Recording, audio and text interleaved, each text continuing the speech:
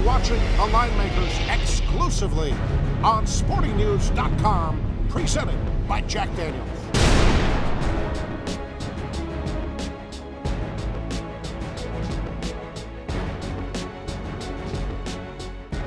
Hey everybody, it's the Monday Night Football game. Oh, it could have been Chicago at San Francisco. Niners 4-point favorites. Total in the game is 39.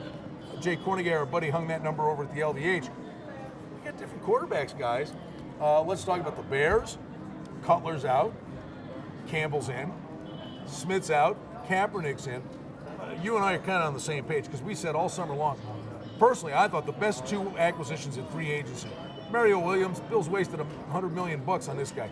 Two best acquisitions were Campbell in Chicago and Kyle Orton in Dallas because Cutler and Romo always get hurt, and you got to cover that backup spot. No, I thought Campbell was a great pickup. I said before the season started, Jason Campbell could beat out Jay Cutler for the job, but it was an uneven playing field. There was no way they were ever going to allow that to happen. But it could happen now. Cutler may not get his job back. Oh.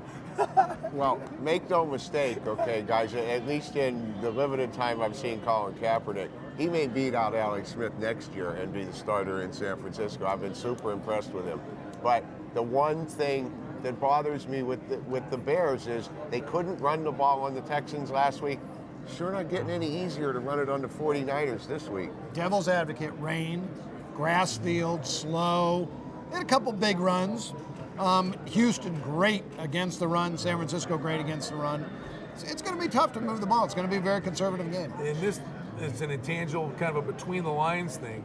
We saw rain and wind impact the Kansas City-Pittsburgh game last time the Bears played. Rain and wind. That's, where you're going to have a problem. Let me just ask you about, you've got Campbell making his first start with the Bears, and Kaepernick making his first start ever against the two best defenses in the NFL. Forget the weather, just by nature, aren't these coaches going to be really conservative and not put these guys at risk? Well, yeah, neither coach wants to lose their second-string quarterback and have to go to the emergency quarterback. So they know the defenses are so good that I think they'll be very conservative, run the ball. Remember, check the high tide if the high tide's in it, because if it's a wet field, be a little slippery, they could make some plays. If it's low tide, it'll be a dry field, it'll make for a slower game. It's going to be a conservative game. 49ers, they have 4 road games left. At New Orleans, at St. Louis, at New England, and at Seattle. Both teams are going to play a conservative under. And folks, don't laugh. If you just heard Kenny here say that for the first time, that was a big deal in the playoff game between the Niners and the Giants last year, and it's exactly what happened. And just out of curiosity, the hippy-dippy weather, man, the fact that this is a Monday night game at dusk into the early evening, is the condensation even more of a factor then? It very well could be. So we'll need to check. But it does make the field slippery. Last year, brought it up in the playoffs. 2 days later, ESPN was talking about it. Under. Under sounds like a smart move.